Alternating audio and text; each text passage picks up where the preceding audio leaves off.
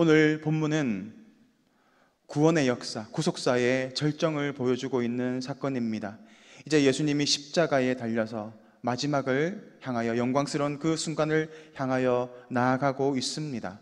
예수님 역시도 이제 하나님의 뜻이 온전히 이루어져 가는 그 마지막이 이르렀다는 것을 잘 알고 계셨습니다.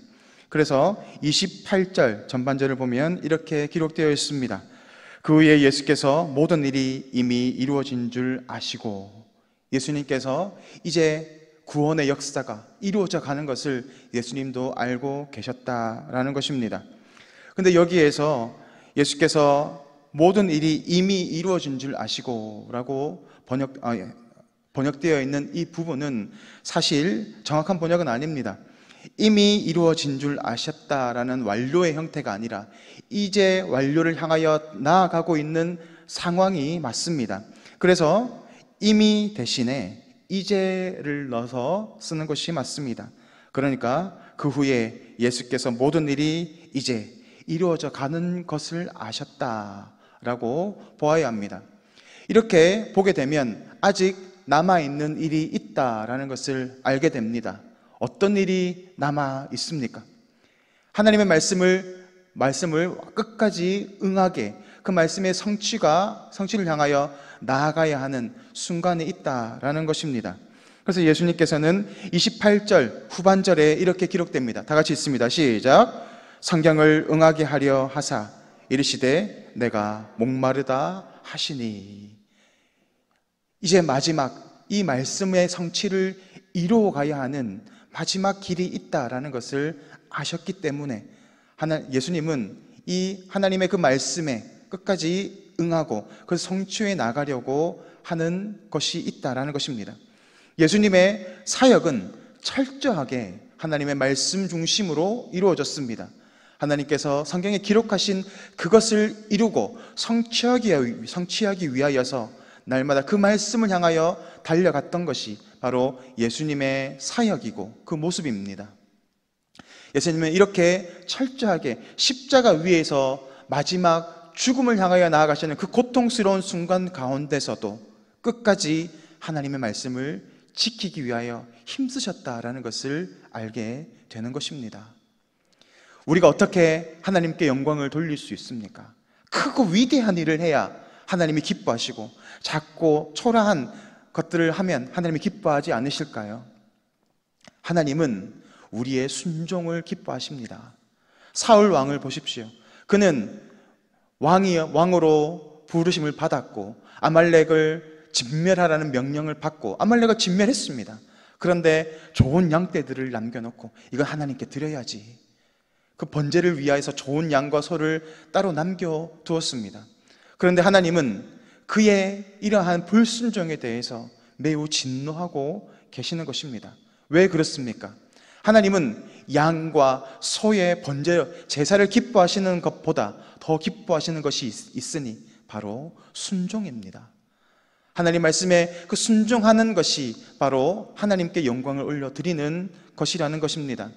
예수님의 사명은 무엇입니까? 구원을 이루어 가야 하는 것입니다. 희생 제물로 초라한 죽음을 당해야 합니다. 그것이 바로 예수님에게 주셨던 예수님의 사명이었습니다. 예수님은 그렇게 철저하게 하나님의 말씀을 지켜 순종하고 나아가셨기에 하나님은 예수님을 통하여 영광을 받으신 줄 믿습니다. 예수님의 그 사역은 끝까지 하나님의 말씀을 응하게 하려 하셨던 것에 있습니다.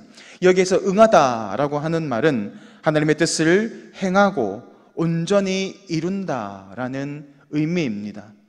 말씀을 지켜 행하는 것, 그리고 그것을 온전히 이루어내는 것이 바로 예수님의 사역의 목적이고 목표였습니다. 왜 그렇습니까? 예수님은 철저하게 말씀 위주로 살았습니다. 자신이 그 말씀을 지켜나감으로 증거하고자 하는 것이 무엇이었습니까? 나는 그리스도다, 나는 하나님이 보내신 메시아다라는 것을 증거하는 것이었습니다. 왜 이것이 중요합니까? 예수님께서 예언된 그리스도이자 메시아임을 증거하게 되는 것은 바로 하나님의 사랑을 드러내는 것이기 때문입니다. 하나님이 우리를 사랑하셨기 때문에 자신의 독생자 예수님을 우리에게 보내주셨구나. 그래서 우리는 하나님의 그 사랑과 그 은혜를 예수님을 통하여서 확인할 수 있게 되는 것이기 때문에 그렇습니다. 우리가 어떻게 영광을 돌릴 수 있습니까? 우리 역시도 마찬가지입니다. 하나님의 말씀에 순종하며 나아가는 것, 그것이 바로 하나님이 영광 받으시는 길인 줄 믿습니다. 왜 그렇습니까? 우리가 하나님의 말씀대로 순종하고 사랑하고 용서하고 눈물로 기도하고 하나님의 은혜를 구하고 능력을 구해서 나아갈 때 세상이 우리의 순종을 통하여서 누구를 바라보기 때문에 그렇습니까? 하나님을 바라보기 때문에 그렇습니다. 우리가 받았던 은혜와 그 사랑을 우리가 누리고 흘려보낼 때 세상은 우리를 통하여서 하나님의 사랑을 바라보기 때문에 그렇습니다. 어두운 밤에 달이 비칩니다. 그 달빛으로 어두움을 밝혀냅니다. 그런데 달은 빛을 내지 못합니다. 달은 발광체가 아니라 반사체입니다. 달이 어떻게 환하게 빛을 비춰낼 수 있습니까? 태양을 받아서 비춰내기 때문에 어두움을 비춰내는 것입니다. 우리 역시 마찬가지입니다. 우리에게 선한 것은 없습니다. 그렇지만 우리가 하나님의 사랑을 받고 은혜를 받아내면 그 사랑이 흘러가면 어두운 곳에 달이 비쳐서 환하게 하듯이 우리의 모습을 통하여서 하나님의 사랑을 통해서 이 어두움에 죄악에 가득 차 있는 이 세상을 환하게 비춰낼 수 있는 것입니다. 그러므로 우리가 어떻게 하나님께 영광을 돌릴 수 있습니까? 말씀대로 순종하며 나아갈 때 그러한 삶을 살아갈 수 있는 것입니다. 예수님은 마지막까지 십자가에 매달려서 이 말씀을 응하게 하려고 나아가고 계십니다. 목마르다라고 하시는 것입니다. 이 말씀은 바로 시편 69편 21절 말씀을 응하게 하려 하는 것입니다. 우리 다 같이 믿음으로 읽겠습니다. 시작. 그들이 쓸개를 나의 음식으로 주며 목마를 때에는 초를 마시게 하였사오니. 이 말씀이 응해져야 하는 것입니다. 왜 예수님은 목마르다고 하셨을까요? 첫 번째는 지금 예수님 자신이 육체적으로 목마른 상태에 있기 때문입니다. 지금 예수님이 매달려 있는 이 시간은 낮 시간입니다. 팔레스타인의 뜨거운 태양 아래 있습니다. 그냥 있어도 태양 아래 있어도 목이 마르고 갈증이 날 것입니다. 그런데 예수님은 십자가를 지고 오셨고 또 고통을 당하셨고 많은 피를 흘리셨습니다. 그러니까 당연히 목마른 것이 당연한 겁니다. 그것은 무엇을 이야기하고 있을까요? 바로 예수님 자신이 육체의 갈증을 느끼셨다. 그러니까 예수님은 철저하게 인간적인 인성을 가지고 있다라는 것을 보여주는 것입니다. 우리가 당해야 하는 그 고통을, 우리가 느끼는 그 고통을 예수님이 고스란히 느끼셨다라는 것을 보여줍니다. 동시에 이 말씀을 응하게 하는 것을 통하여서 자신이 그리스도, 메시아 되심을 증거하는 것입니다. 이 시는 메시아에 대한 예언시입니다. 그 예언시를 이루어가는 것을 통하여서 본인이 바로 메시아, 그리스도 되심을 증거하는 신성을 가지신 분이시다라는 것을 증거하는 것입니다. 그러므로 예수님은 철저하게 인성을 가지고 계시고 동시에 신성을 가지고 계시다라는 것을 보여주기 위한 것인 것입니다. 그렇게 예수님은 목마르다라고 하셨을 때 사람들은 신포도주를 예수님의 입에 갖다 대었습니다. 그렇게 말씀을 성취해 나가고 계시는 것입니다. 그리고 30절에 이렇게 기록됩니다. 우리 다 같이 읽습니다. 예수께서 신포도주를 받으신 후에 이르시되 다 이루었다 하시고 머리를 숙이니 영원히 떠나 가시니라. 끝까지 순종하시며 숨을 거두셨습니다. 그리고 여기에서 예수님은 마지막 말씀 다 이루었다라고 하십니다. 그런데 원어를 보면 이런 의미가 아닙니다. 다 이루었다라고 하는 능동적인 표현이 아니라 바로 그 일이 다 이루어졌다라고 하는 수동적인 표현을 사용하고 있습니다.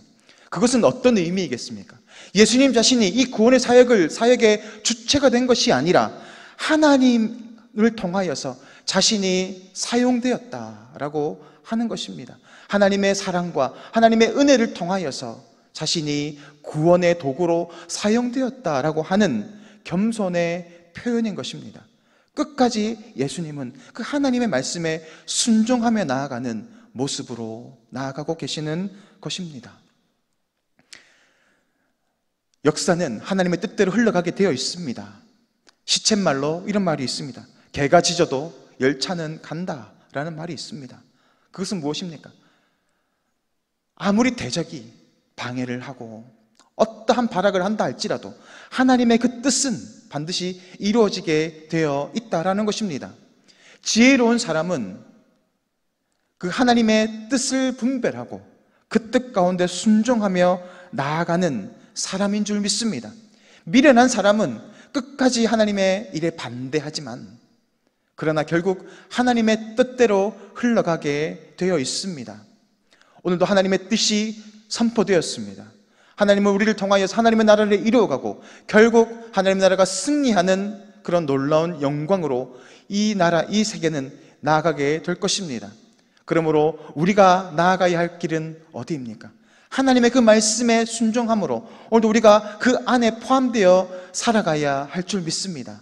하나님 우리의 순종을 통하여서 놀라운 일들을 행하여 가시고 우리가 하나님의 그 뜻 가운데 오늘도 힘써 나아갈 때 하나님 우리에게 힘과 능력을 더하여 주셔서 마침내 승리의 자리로 나아갈 수 있는 위대한 인생으로 살아가게 하실 줄 믿습니다.